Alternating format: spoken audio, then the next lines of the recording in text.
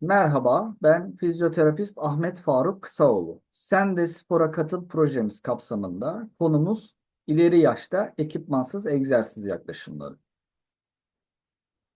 Sunumumuza genel bir tanımla giriş yapacak olursak eğer, Dünya Sağlık Örgütü'nün yapmış olduğu tanım olan sağlık, bireyin bedensel, ruhsal ve sosyal anlamda tam bir iyilik halinde olmasıdır. İleri yaş grubunda da bu tam iyilik halinin elde edilebilmesi için hem ileri yaşlarda hem de ileri yaşlara gelmeden düzenli bir egzersiz alışkanlığı kazanımı zorunludur. Yaşlanmak ve sağlıklı yaş almak aynı şeyleri ifade etmez. Yaşlanmak yerine sağlıklı yaş almanın anahtarı ise egzersizlerle beraber bedenimize yatırım yapmaktır. Özellikle 30'lu yaşlardan itibaren vücudumuzda kas kaybı kendini göstermeye başlar. Düzenli egzersiz alışkanlığı olmayan bireylerde 65 yaşından sonra yıllık kas kaybının %8'lere ulaştığı araştırmalarla ispatlanmıştır. 60-80 yaş grubu sağlıklı erkeklerde ideal vücut kas oranı %33 ila 39 iken 60-80 yaş sağlıklı kadınlarda ideal vücut kas oranı %24 ila %30 aralığındadır. Matematiksel olarak bunu somut bir örnekle açacak olursak 65 yaşında olan 70 kilogram ağırlığındaki sağlıklı bir erkeği ele alalım. Vücut kas kütlesinin 25 kilogram olduğunu varsayalım.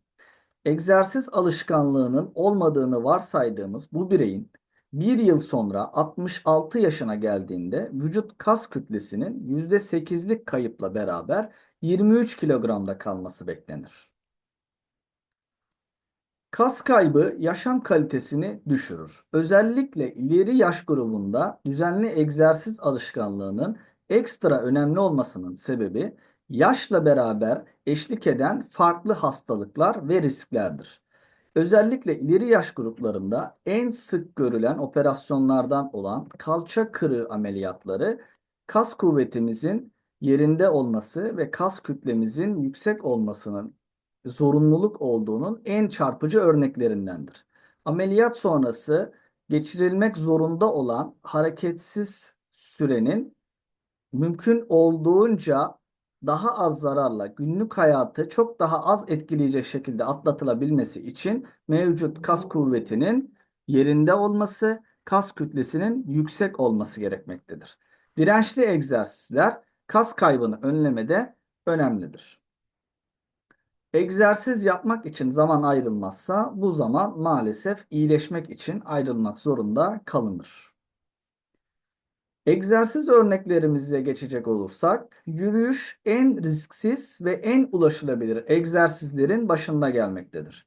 Düzenli alışkanlığı olmayan yaşlı bireylerde ilk etapta haftada bir 30 dakika, birkaç hafta bu tempoyu uyguladıktan sonra haftada 2-3, sonrasında ise yapılabiliyorsa her gün 30 dakikalık yürüyüş birçok vücut sisteminin korunması ve geliştirilmesi açısından faydalıdır.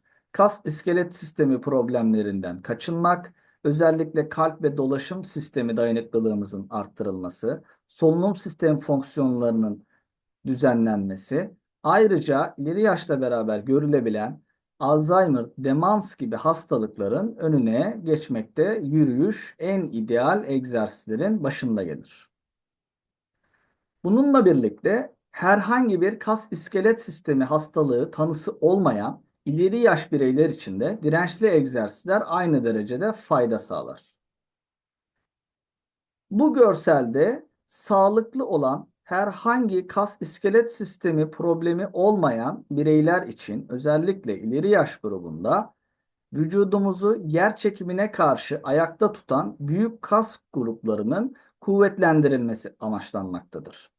Sırasıyla egzersizlerimizden bahsedecek olursak, parmak ucunda yükselme dediğimiz egzersizimizi bir sandalye ya da koltuk arkasında ellerimizle destek alarak parmak ucunda yükselip 3 saniye saydıktan sonra başlangıç pozisyonuna geri dönmek olarak tanımlayabiliriz.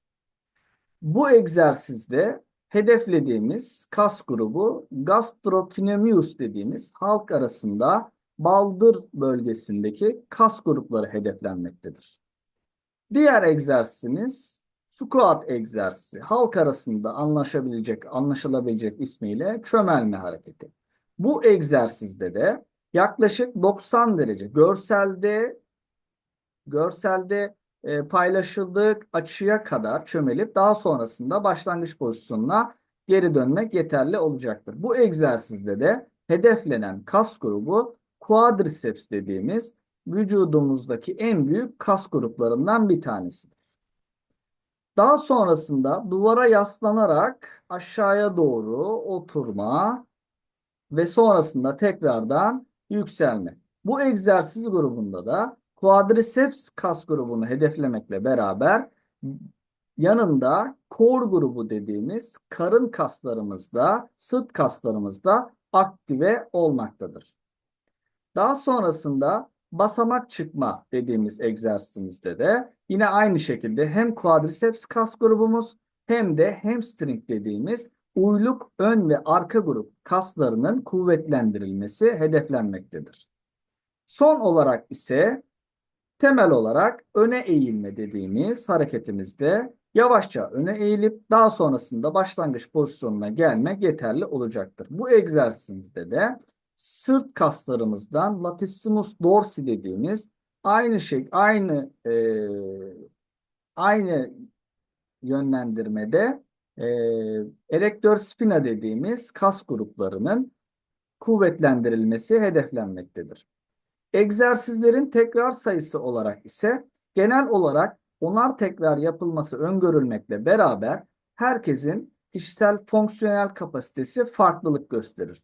Dolayısıyla bu egzersizleri bir fizyoterapist gözetiminde yapmak en azından bir seans kaç tekrarlar yapılabileceğinin karar verilmesi açısından bir fizyoterapiste danışmak çok daha sağlıklı olacaktır. Tekrar uyarmak gerekirse bu program herhangi bir kas iskelet sistemi tanısı olmayan ileri yaş bireyler için oluşturulmuştur. Bu alanda tanısı olan bireyler kişiye özel egzersiz programı için fizyoterapiste danışmalıdır. Teşekkür ederim.